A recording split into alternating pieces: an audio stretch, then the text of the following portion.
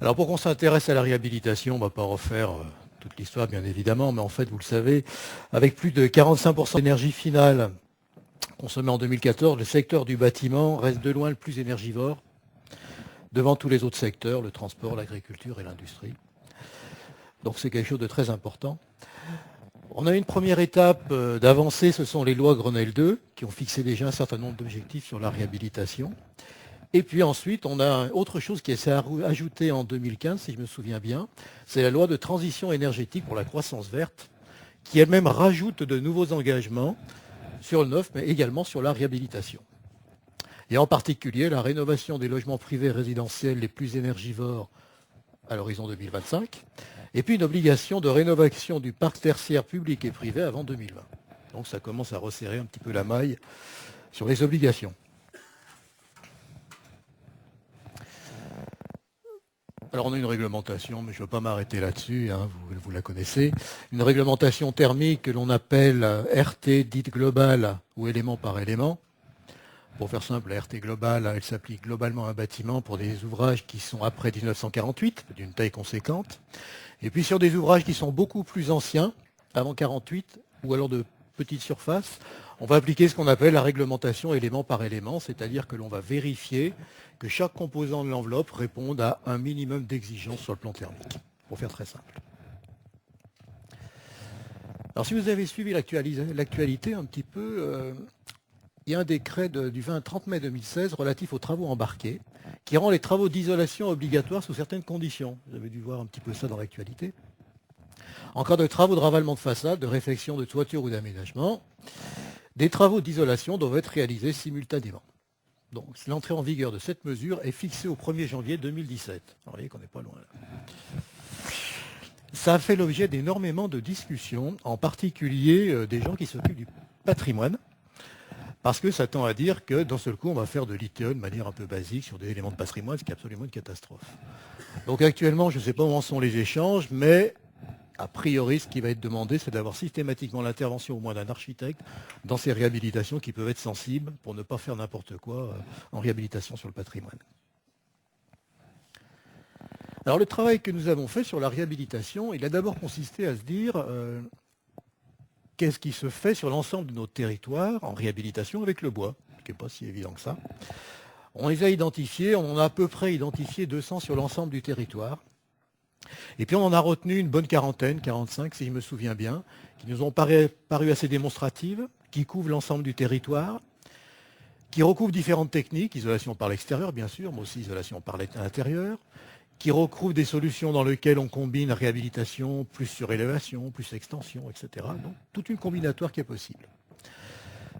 On a réalisé des fiches sur ces opérations, fiches de 6 à 8 pages, qui permettent d'avoir les opérateurs, d'avoir le avant l'opération, quelles étaient les parois, comment elles étaient composées, le système de chauffage, le après, d'avoir le retour des opérateurs, le retour des utilisateurs, et puis bien sûr un minimum d'éléments techniques pour pouvoir les comprendre.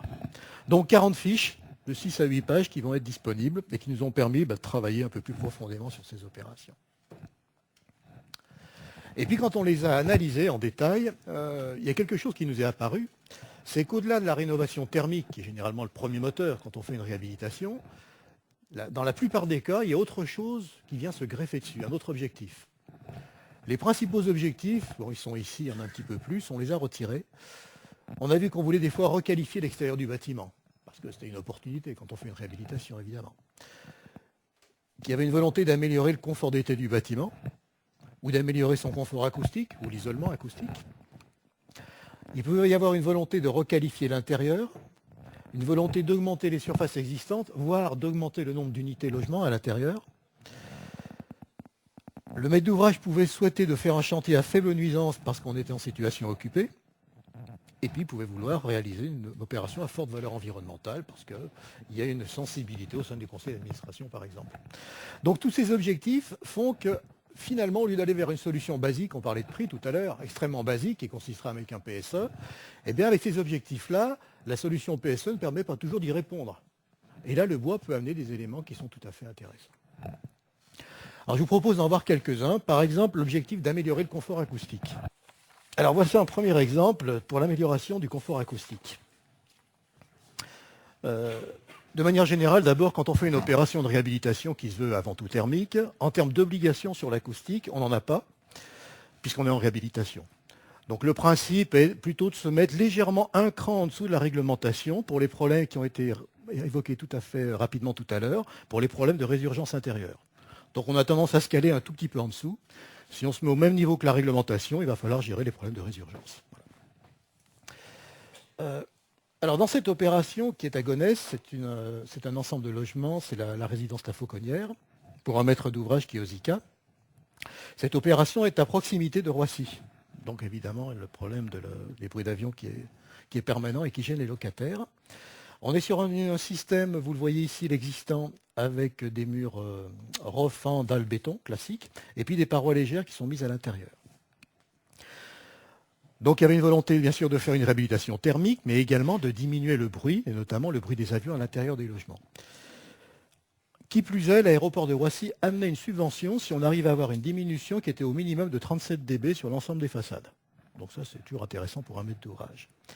Alors la solution qui a été choisie, eh bien, c'est d'amener effectivement un système ossature bois sur lequel on va rajouter un doublage intérieur, mais ce doublage intérieur est totalement indépendant de la paroi qui est devant.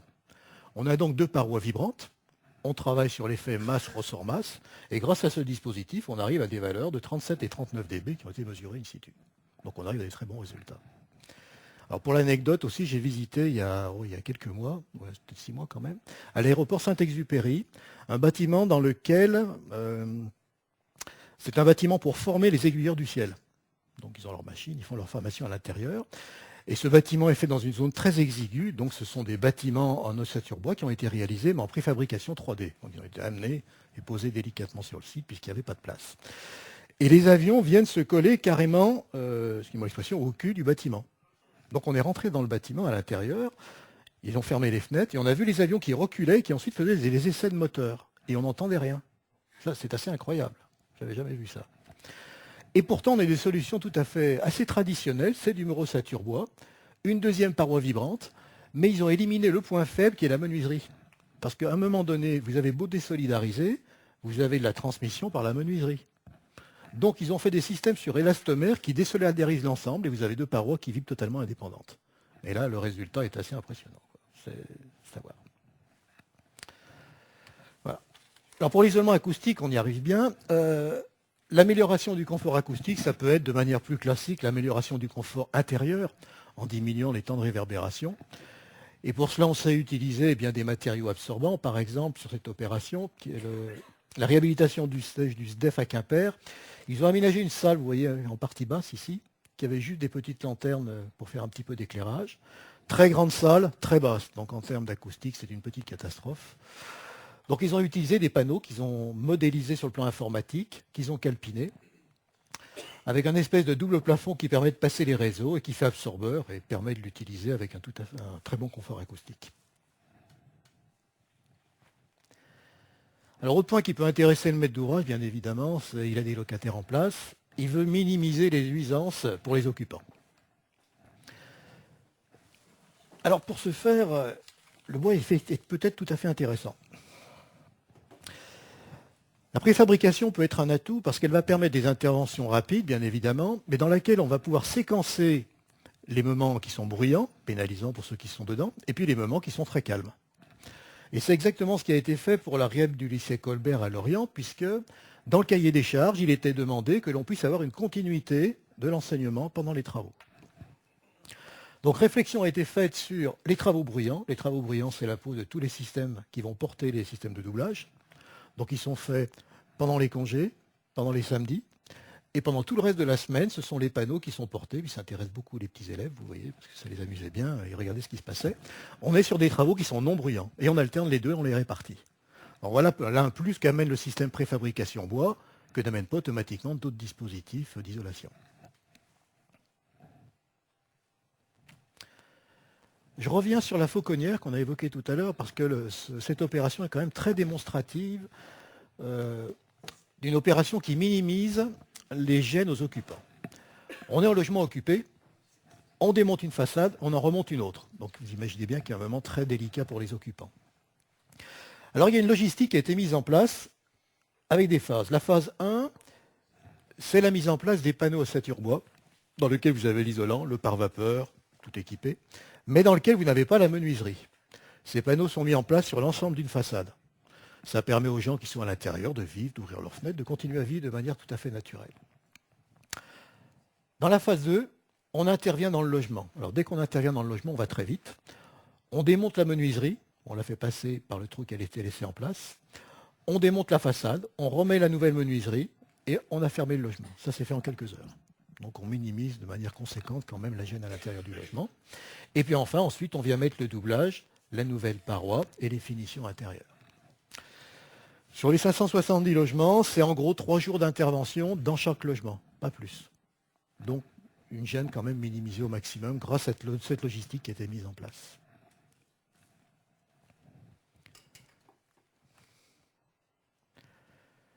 Alors une chose qui va être intéressante pour certains maîtres d'ouvrage, c'est de profiter de l'opportunité d'une réhabilitation pour remodeler le patrimoine de manière forte ou légère. De manière légère, ça peut simplement être de fermer des loggias pour récupérer un peu de surface. Soit parce qu'il y a un inconfort du fait que la loggia amène du froid au niveau de l'occupant ou pour différentes raisons. Donc dans cette opération, le fait de fermer les loggias a permis d'amener 14% de surface habitable en plus avec la fermeture des loggias. Et puis ça permet en plus de gagner en délai sur le planning global de l'ordre de 15% et de réduire les nuisances pour les locataires sur chaque zone d'intervention. Bon, mais c'est quelque chose, je dirais, qui est un petit peu classique maintenant qui se fait bien. Autre possibilité, si on veut gagner de la surface, c'est de remonter, de superposer, de rajouter de la surface en partie supérieure du bâtiment. Alors là, vous avez l'exemple de la création d'une unité d'addictologie, ça veut bien dire les termes, en surélévation, qui a été réalisée sur un ancien sanatorium. Là, on est du côté de Briançon, donc dans les Alpes du Sud. Alors l'avantage d'amener un système bois, c'est qu'on a un poids qui est relativement faible, qui permet de se passer de renforcement de fondation sur l'ensemble du bâtiment. Donc c'est vraiment la solution rêvée quand on veut ramener de la surface en partie supérieure. Bon, celle-ci, je crois que je ne vais pas trop en parler, puisque vous avez fait un tour assez complet tout à l'heure. Je ne vais peut-être pas être présent, hein, c'est ça. Donc là, on combine la surélévation avec de l'extension. Et puis, dans certains cas, il est un peu difficile d'aller trouver de la surface en partie supérieure. Donc cette surface, on va aller la chercher ailleurs.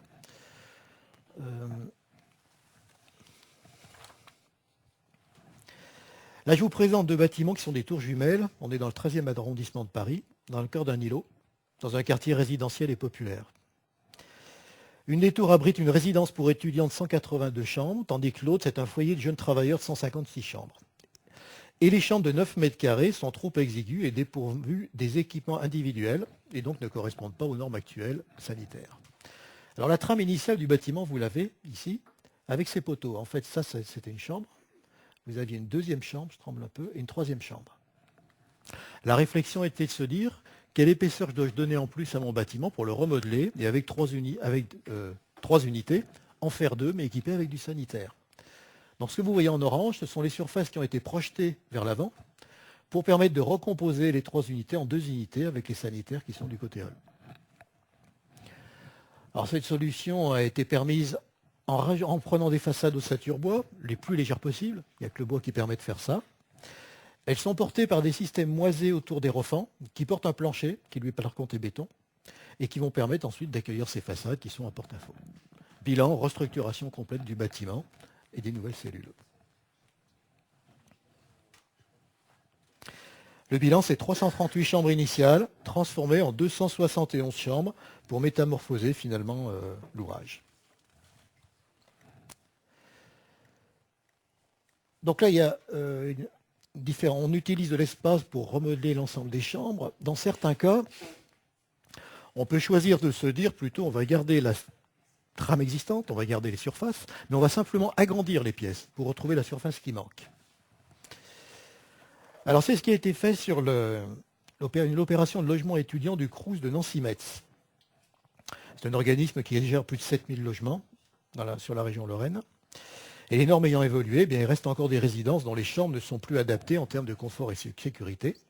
C'est le cas de cette résidence qui est à Boudonville, à Nancy, construite en 1966. La volonté, c'est donc de passer des 9 mètres carrés initiaux à 13 mètres carrés. avec un problème de récupération des charges sur les bétons qui sont de médiocre qualité. Donc le choix a été de dire on va rajouter des éléments rapportés, mais en fait les charges vont retomber au sol de manière indépendante. On a donc des fondations qui sont rajoutées. Ces petits boîtes en bois qui sont réalisées avec du CLT, sont toutes préfabriquées avec l'isolant, tous les éléments nécessaires. Elles sont superposées les unes sur les autres et viennent ensuite se raccrocher à la façade. Et puis vous voyez qu'à l'intérieur, on a récupéré donc les mètres carrés qui nous manquaient et le bois est resté apparent et sert à la déco intérieure.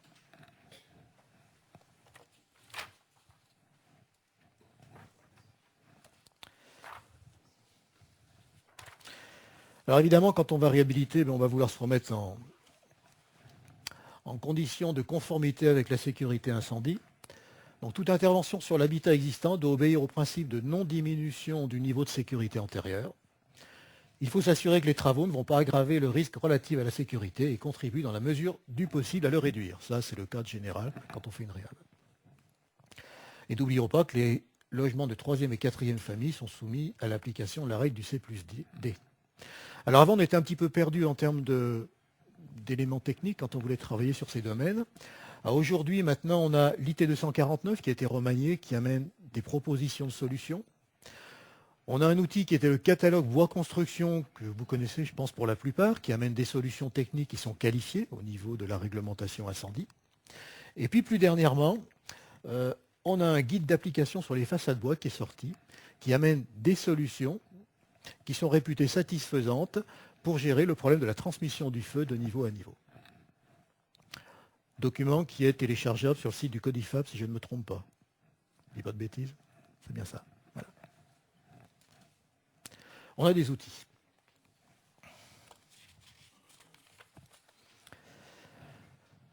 Ah, j'ai été un petit peu vite peut-être. Alors, un exemple, voilà, par exemple, ici on est sur de la fermeture de loggia. La gestion du C+D, et donc du C dans le cas présent, puisqu'on est en partie verticale, a été réalisée en doublant les panneaux ossature bois avec des plaques de Fermacell, qui elles possèdent des PV, ce qui permet d'assurer les niveaux coupe-feu qui sont demandés par l'IT 249. Donc solution assez classique, qui fonctionne plutôt bien.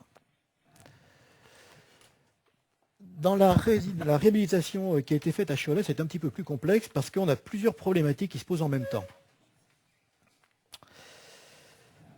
Vous avez un bâtiment initial qui est ici, qui avait été réhabilité une première fois. Donc ce que vous voyez ici, c'est l'objet d'une première réhabilitation. Donc pour la réhabilitation globale, il a fallu déshabiller ce qui avait été fait, et puis imaginer de venir replaquer des façades sur l'ensemble. Problème, au niveau structure, les dalles ne pouvaient pas porter. C'était impossible, le bureau d'études ne pouvait pas s'engager sur la portance. Donc la solution possible qui a été proposée par l'entreprise, puisque là c'était un appel d'offres en conception-construction, donc avec l'équipe de maîtrise d'œuvre, c'est de faire des panneaux qui soient autoporteurs sur les 7 mètres et qui aillent chercher ces piliers verticaux. Et ce sont ces panneaux qui vont venir se greffer sur l'ensemble de la façade. Alors si vous regardez le petit détail qui est ici, on voit qu'on a des nus de plancher qui s'arrêtent ici. Et puis les façades étant filantes sur l'ensemble du bâtiment, il y avait un espace interstitiel entre les deux qui était à gérer.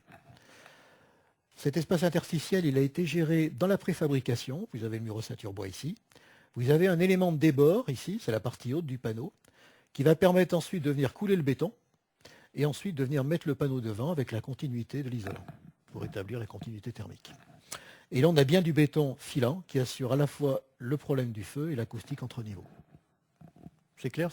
Non, ça se comprend bien? C'est assez astucieux, hein, c'est assez bien foutu. Et puis pour gérer la problématique du feu, parce que là on a donc ce fameux C+D qui s'impose à nous, il y a une solution qui a été trouvée assez intéressante, c'est de se dire que le parement intérieur est non pas fait par un BA13 classique, mais il est réalisé avec une plaque de carreau. Vous voyez tout ce que c'est que le carreau, c'est une forme de contreplaqué, on va dire, pour faire simple.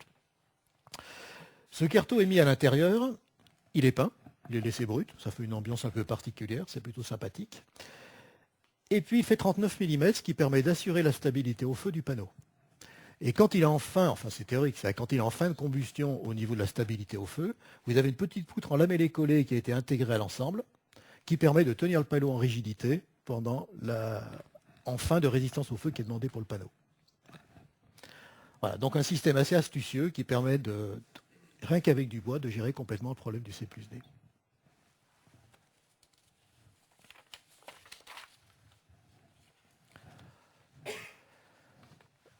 Alors, ce problème de C+D, il était également présent sur cette opération, la nacelle à Corbeil-Essonnes. Alors pour laquelle c'est une des rares opérations sur laquelle il n'y a pas de préfabrication, mais il y a eu un choix de faire de l'isolation en place, in situ. Pour X raisons, puisqu'il y avait un mélange en fait de PSE plus enduit et puis un peu de bardage. Donc c'est une entreprise habituée à la pose de l'isolation par l'extérieur qui a eu l'ensemble du marché. Ils ont préféré travailler sans préfabrication. Alors ils avaient imaginé à un moment donné de mettre du bois partout, également sur les jalèches des menuiseries. Mais en mettant du bois, on augmente la masse combustible. Si on augmente la masse combustible, on augmente la valeur du C+D. Et donc, on est un petit peu pénalisé. Donc, le choix a été fait finalement de ne pas mettre de bois dans ces parties-là. Et puis, pour traiter l'entrée du feu, c'est simplement un élément maçonné avec des parpaings qui a été rajouté pour empêcher la rentrée du feu. C'est classique.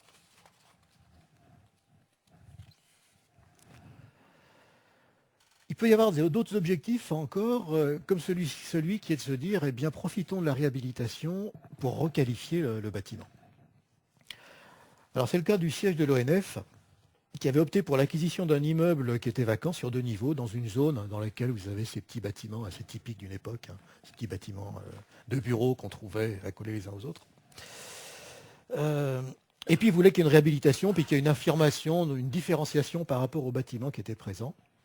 Et là, l'architecte a réfléchi pour donner un élan un petit peu différent et faire une espèce de structure supplémentaire pour donner une image différente de ce bâtiment pour l'ONF. Celui-ci, on l'a aperçu tout à l'heure, mais je voulais le rapporter parce que je trouve qu'il est intéressant en termes de requalification. Avant, vous avez un système qui se présente un peu comme une grille. Et les archis ont voulu vraiment le retravailler en reprenant une partie beaucoup plus monolithique dans la partie supérieure. Vous voyez qu'elle est beaucoup plus homogène. Et en le travaillant en opposition avec l'espace qui est dessous, qui est beaucoup plus chaleureux, dans lequel le bois est présent et qui se trouve très très accueillant pour les étudiants.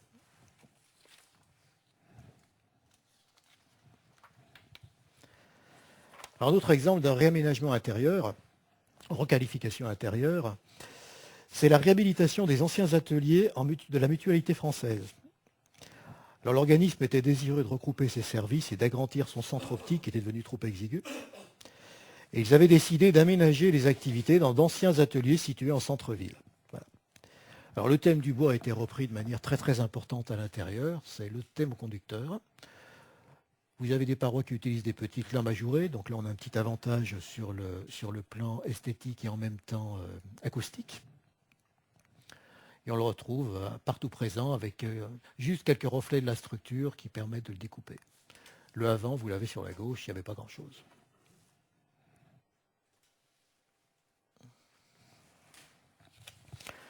Là on est à Paris, avec un bâtiment alors exceptionnel, on n'a pas toujours des comme ça, mais qui est un bâtiment magnifique, qui est classé, c'est le carreau du temple.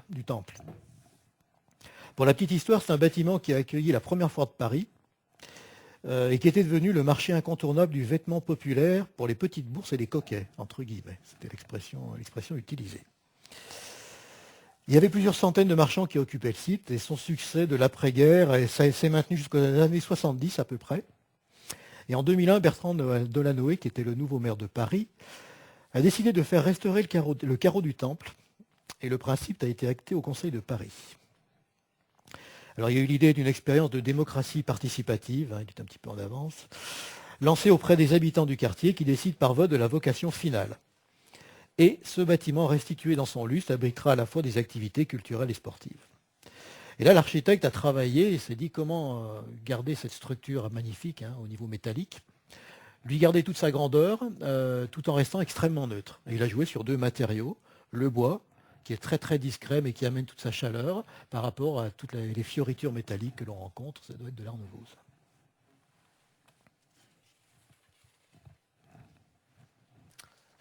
Ça. Hop, c'est passé des choses là. Requalifié. Alors là, autre échelle, autre échelle de bâtiment. Il bouge tout seul ce truc.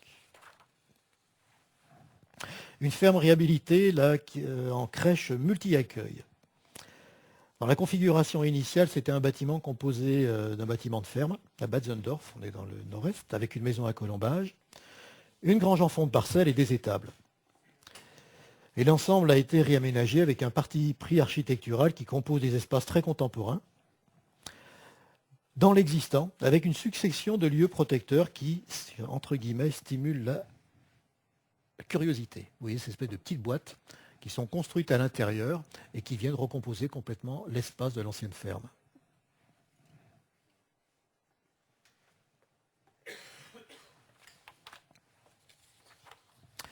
Alors le confort d'été peut être aussi un des objectifs d'un maître d'ouvrage. Et l'utilisation d'un bâtiment ancien avec une enveloppe très performante peut être une solution tout à fait viable. Ici, sur l'isolation par l'extérieur de la CNAV, à la tour, le résultat obtenu est tout à fait satisfaisant, puisqu'ils ont couplé la nouvelle façade, qui est une enveloppe bois, avec un système de rafraîchissement dans la ventilation. Et désormais, tous les utilisateurs sont extrêmement contents du résultat qui est obtenu. Ressenti grandement amélioré à la fois en hiver et en été.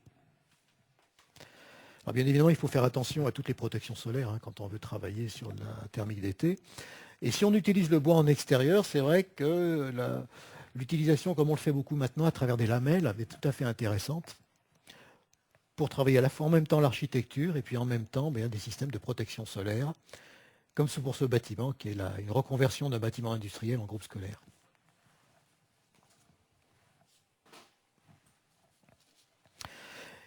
Et puis peut-être un des derniers objectifs, mais qu'on rencontre quand même souvent, c'est la volonté de certains maîtres d'ouvrage de réaliser des opérations avec une vraie forte valeur environnementale. Et là, on a un exemple qui est tout à fait intéressant avec Cap Vacances. Réhabiliter ou reconstruire. Alors la question peut se poser à chaque fois aux maîtres d'ouvrage, mais sur le plan environnemental, la possibilité de réutiliser une structure existante permet d'obtenir un bilan d'énergie grise plus faible qu'une reconstruction. Donc globalement, c'est plutôt un acte vertueux, si on peut le faire, bien évidemment. Et en associant la réutilisation d'une structure existante avec une enveloppe bois qui est composée de matériaux biosourcés, on obtient une opération qui est vertueuse sur le plan environnemental. C'est le choix que fait désormais Cap Vacances pour l'ensemble de ces réalisations. Et vraiment, ils ont un engagement très fort puisque l'ensemble de leurs opérations sont désormais préconisées avec le bois. Ils le disent très clairement sur le plan du bilan CO2, l'énergie grise ou des consommations d'eau. L'avantage du bois est très net, il constitue le terme transversal des prescriptions de la charte Cap Vacances. Donc vous voyez que certains maîtres d'ouvrage carrément s'engagent résolument vers le bois et surtout vers les matériaux biosourcés. Encore une opération, je ne vais peut-être pas toutes les faire. Alors on peut vouloir utiliser la ressource locale, et là c'est une autre façon d'appréhender l'acte environnemental, c'est travailler sur des circuits courts. On a un exemple ici avec le foyer des logements de jeunes travailleurs à la Bassée. Alors on est dans le nord de la France, ça doit être en Picardie d'ailleurs, si je ne me trompe pas, et où on a beaucoup de peupliers. Alors il y a toute une réflexion qui a été faite sur l'usage du peuplier. Et c'est cette essence qui a été utilisée pour refaire une refonte globale de ce bâtiment avec des planchers en bois sur champ qui utilisent cette essence.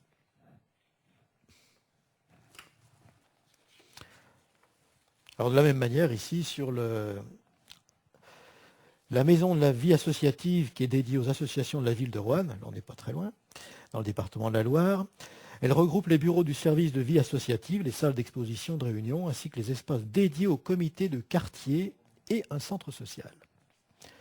Alors c'est la réutilisation d'un bâtiment pour un autre usage, vous avez le avant, vous avez le après. Et la matière qui a été mise à contribution pour ce bâtiment, c'est le Douglas local qui était présent sur le site. Alors là, je vous ai montré des objectifs que l'on avait réussi à atteindre grâce à l'utilisation du bois. Face à ces objectifs, on s'est aperçu également que le bâtiment réhabilité avait ses contraintes qui lui étaient propres. Il pouvait avoir une façade dégradée qui ne permettait pas une bonne accroche des matériaux. On pouvait avoir la nécessité, c'est évoqué un peu tout à l'heure d'ailleurs, d'intégrer des équipements dans les façades, parce qu'à l'intérieur du bâtiment, on ne peut pas passer les réseaux de ventilation, c'est possible. On peut être un petit peu coincé par des espaces de stockage extérieur limités. Certains maîtres d'ouvrage nous ont dit qu'autant que possible, ils souhaiteraient travailler sans échafaudage, parce qu'ils ont peur que des gens aient des accidents sur les échafaudages, se baladent dessus, voire fassent de l'effraction dans des zones difficiles. On peut vouloir réaliser des travaux sur une durée limitée, ça on l'a un petit peu vu avec le cas des scolaires. Il faut s'adapter à la structure du bâtiment existant, et puis dans certains cas, on va réhabiliter en secteur sauvegardé. Donc ça, ce sont des contraintes de l'existant, sur lesquelles le bois peut aussi amener un élément tout à fait positif de réponse.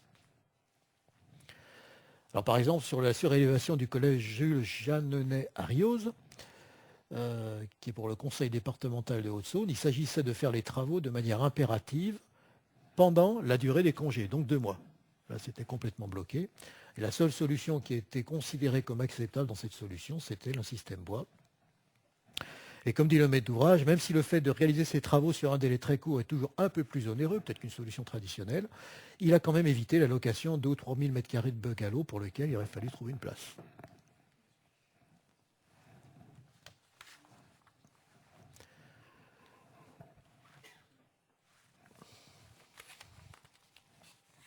Alors voilà un cas qui vous parle peut-être.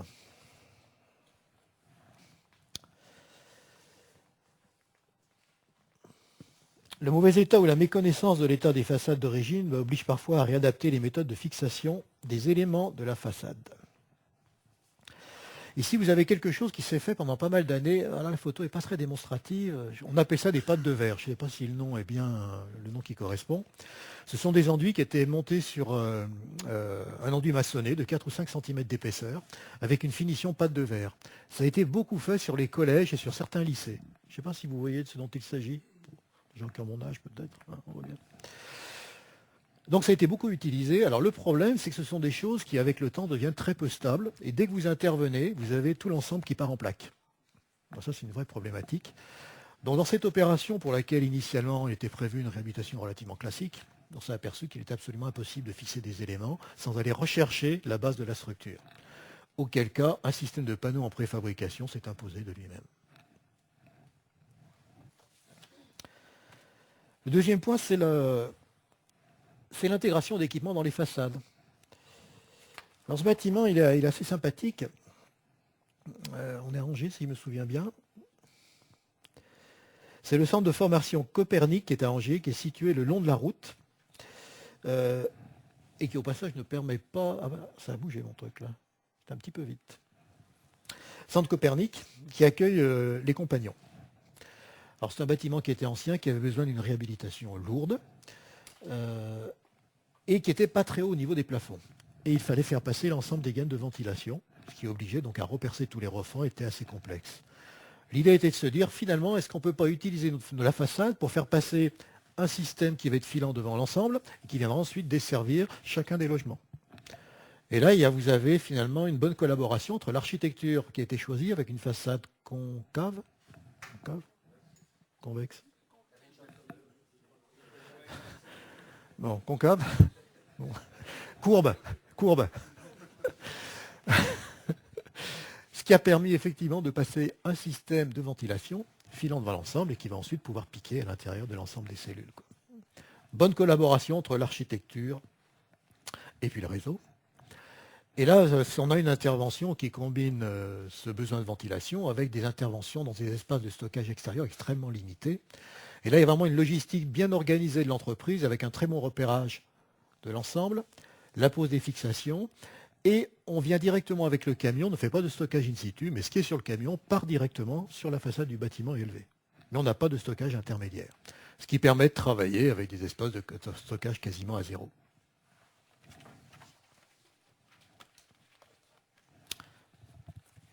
Ça tourne tout seul, c'est que l'heure avance. Alors, réhabiliter en secteur sauvegardé, on peut se dire, tiens, le bois va pas bien trouver sa place là-dedans. En fait, il peut la trouver parce qu'on peut réhabiliter en bois. Ici, c'est de la réhabilitation partielle plus une partie rehaussée. En utilisant le bois, bien sûr, pour la partie réhabilitation, mais pour la rehausse, et en trouvant une architecture qui peut s'adapter à l'environnement. La solution trouvée ici de conception, elle a été étudiée très très en amont avec l'ABF, pour qu'il y ait une bonne concertation entre les deux, et voir où le bois pouvait trouver sa place dans le bâtiment. Alors vous avez un cas qui peut-être se présente dans la région, ici, c'est la réhabilitation en secteur sauvegardé. Ce projet est situé au centre du village de Follainville-d'Ennemont et répondait à un appel à projet du PNR du Vexin, entre guillemets, Logement locatif à haute performance énergétique. Rénovation et réhabilitation de bâtiments ruraux vacants. Il concerne une ferme à restaurer composée d'une grange. Alors là, le travail qui a été réalisé, c'est finalement un petit peu ce que l'on a vu tout à l'heure. C'est l'idée de faire une boîte dans la boîte, dans lequel on vient reconstruire à l'intérieur du bâtiment quelque chose d'extrêmement performant sur le plan thermique, ce qui permet d'éliminer les problèmes des ponts thermiques, puisqu'on va avoir un système complètement autonome à l'intérieur, et d'avoir quelque chose de performant. Concernant la restructuration, ils ont donc créé 3 logements. L'objectif était de préserver les murs extérieurs qui étaient en pierre de pays, et donc en construisant une ossature bois intérieure totalement indépendante qui porte les planchers et élimine tous les ponts thermiques. Solution qui fonctionne bien. Alors pour l'église de la Tour-Landry, il y avait eu un incendie, un gros incendie qui avait emporté la charpente. Et se posait la question de la reconstruction de la charpente sur ce bâtiment. Avec une problématique, c'est que les murs, il était difficile de remettre des charges sur l'ensemble des murs. Donc réflexion sur une nouvelle charpente. Et il y a une proposition de l'architecte avec un système d'arcs comme ceci, qui vient ensuite reprendre la toiture, qui vient la reprendre sur les murs extérieurs, et qui permet d'éviter de faire tomber les charges sur la partie haute du mur. Et requalifie complètement le bâtiment à l'intérieur.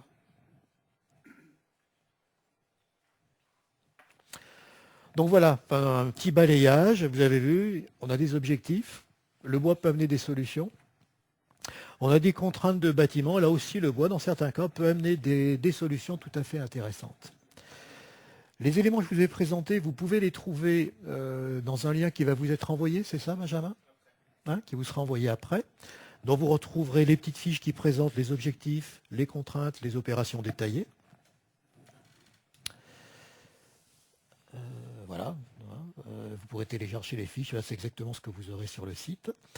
Si vous avez besoin d'un conseil ou d'un soutien, vous aurez l'adresse du prescripteur de votre région. En l'occurrence ici, c'est soit Benjamin pour la région Rhône-Alpes, je dis une bêtise, et Jean-Pierre pour la région Auvergne, on va dire.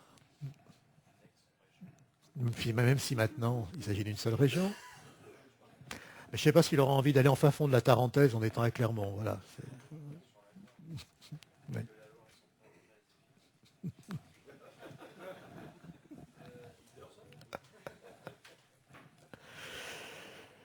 Alors toute cette réflexion et cette masse d'informations, on l'a préstructurée. On vous en donne un premier retour maintenant. Mais elle va donner lieu à 2 sites. 2 sites et toute une série d'informations. Un site qui va s'appeler, alors c'est tout nouveau, il va s'appeler Objectif Réhabilitation. À l'intérieur de ce site, vous retrouverez des analyses d'opérations, donc ces fameuses fiches, mais retravaillées. Vous retrouverez ces notions d'objectifs et de contraintes. Et c'est un site qui est plutôt destiné à argumenter, que ce soit pour les maîtres d'œuvre ou les maîtres d'ouvrage.